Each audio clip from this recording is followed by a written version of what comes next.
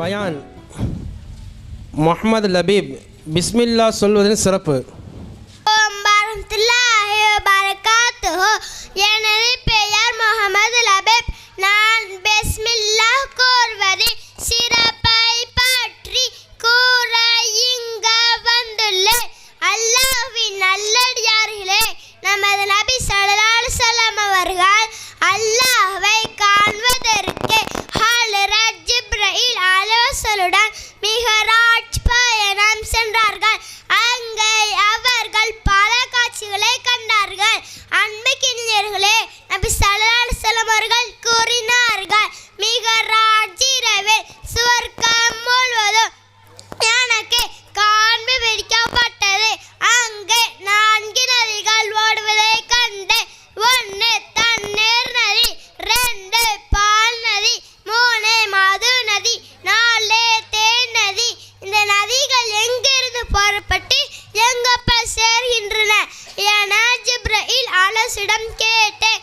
அதற்கு அவர்கள், இவைகள் ஹவுலுல் கௌசர் என்ற நீர் தடாகத்தில் சேர்கிறது. எங்கிருந்து புறப்பட்டு வருகிறது என்பது எனக்கு தெரியாது. அல்லாஹ்வே மிக அறிந்தவன் என்றார்கள். அல்லாஹ் தாலாவிடம் இதை பற்றி நான் கேட்டேன். ஒரு மலக்கு என்னிடம் வந்து சலாம் கூறிவிட்டு கண்ணை மூடும்படியும் பின்பு திறக்கும்படியும் சொன்னார். அப்போது நான் ஒரு மரத்தடியில் இருப்பதை அறிந்தேன். அங்கு முத்தினால் அமர்ந்த மாளிகை ஒன்று இருந்தது. அந்த மாளிகையில் வாசலுக்குள் தங்கத்தினால் கதவு போடப்பட்டிருந்தது.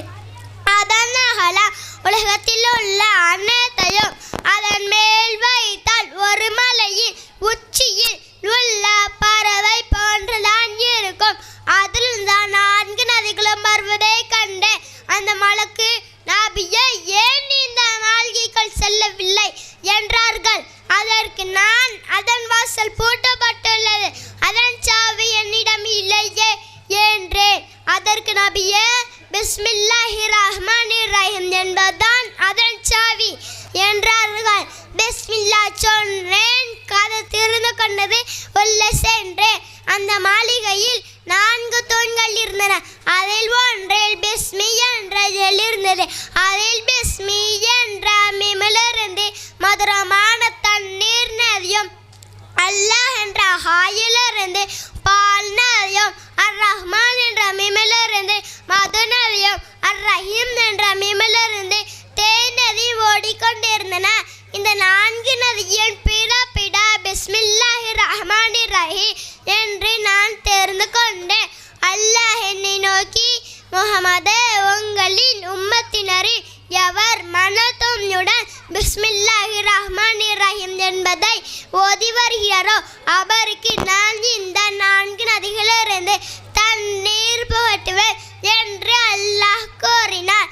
ஒரு மனிதர் பிஸ்மில்லாஹிர் ரஹ்மானிர் ரஹீம் என்று அல்லாஹ்வின் திருப்பெயரால் கூறி தம் வீட்டினுள் நுழைந்து, அதுபோல அல்லாஹ்வின் திருப்பெயரால் கூறி சாப்பிட ஆரம்பித்தால் சேத்தான் தன் தோழரிடம், இன்று இந்த வீட்டில் தங்குவதற்கோ உணவில் கலந்து கொள்வதற்கோ உங்களுக்கு இடமில்லை என்று சேத்தான் கூறுகிறான்.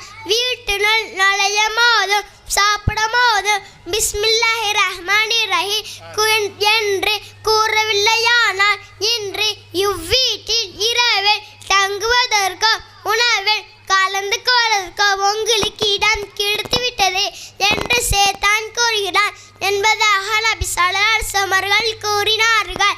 எனவே அனைத்து காரியத்திலும் அல்லாஹை மறக்காமல் நாம் பிஸ்மில்லா கூறி அல்லாஹ்வை அன்பையும் அருளையும் பெற்றுக்கொள்வோமாக. ஆமீன் என்று கூறி எனது உரையை நிறைவு செய்கின்றேன். அஸ்ஸலாமு அலைக்கும் வரஹ்மத்துல்லாஹி தஆலா வபரகாத்துஹு. வலைக்கும் அஸ்ஸலாம் வரஹ்மத்துல்லாஹி வபரகாத்துஹு.